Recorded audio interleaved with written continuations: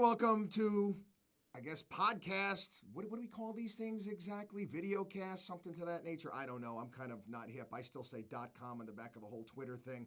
We're working on it. It's Chris Markowski and Jenna Lane here to talk about some of the news, and we do some important stories from time to time. We do the trending stuff too, the Snooki, the JWoww, the Villages, which I happen to enjoy. I get texts and kind of entertaining to me. But we're going to talk a little bit about immigration and also Obama's trip to China, which is, well, it's occurring right now.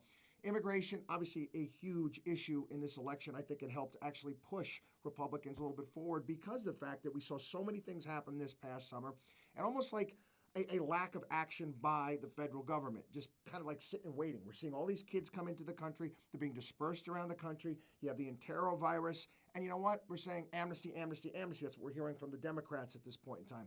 Republicans are saying, listen, no executive action. We've got to come up with some form of legislation. Obama says you better do it quick. I'm going to act on my own. Well, I think it also creates an interesting discussion as far as state rights. I mean, granted, we can all agree that immigration is becoming a widespread problem in the United States, that these illegal immigrants are crossing over and going to various parts of the country. But it is a particularly big problem in Texas and Arizona. They're the ones that are having to deal with this on a daily basis. So at what point does a state have the right to say, you know what, enough is enough. We're shutting down our borders because our infrastructure cannot handle this? You have to wonder. And it's easy for the folks, the feds, to say, well, you know what, you need to open these borders up. But they're not the ones that are having to contend with this on a daily basis. They're not the ones whose children are having to go to school with some of these children who haven't been properly vaccinated, you know, children that could even have gang affiliations. Well, we've talked about that. Not only that, it's also the cost of educating these kids.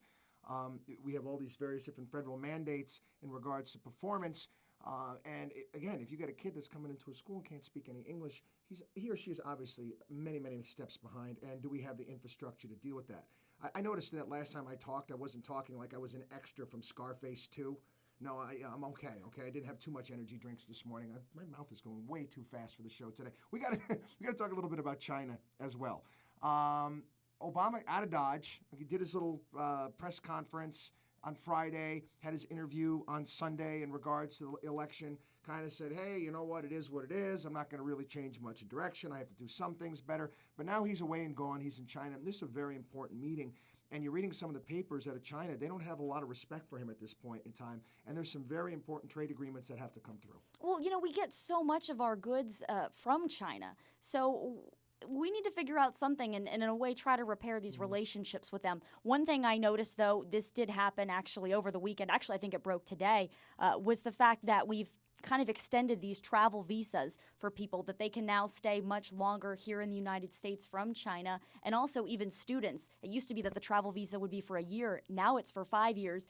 And one of the things we also talk about on this program is competitiveness. So not only are we, you know, kind of improving relations, we're improving travel, making it more accessible, easier for people to come over here, but we're also enabling people to be over here and they're going to be productive citizens. And we've talked about the education systems in China. We've talked about the education systems in other parts of the world.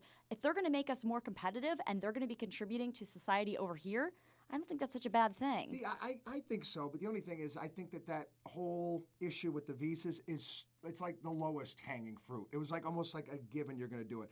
I want to see them actually tackle some very, very important issues. There was a story that came down the pike as well. Russia just signed an agreement with China. They're going to be providing 20% of their natural gas needs going forward. That's huge. We produce this stuff too. We produce oil now. We could start shipping. We've got to get involved in some of these contracts as well. But you know what? It's going to be going on for the next couple of days, and we'll be talking about it on your wake-up call. Thanks for tuning in.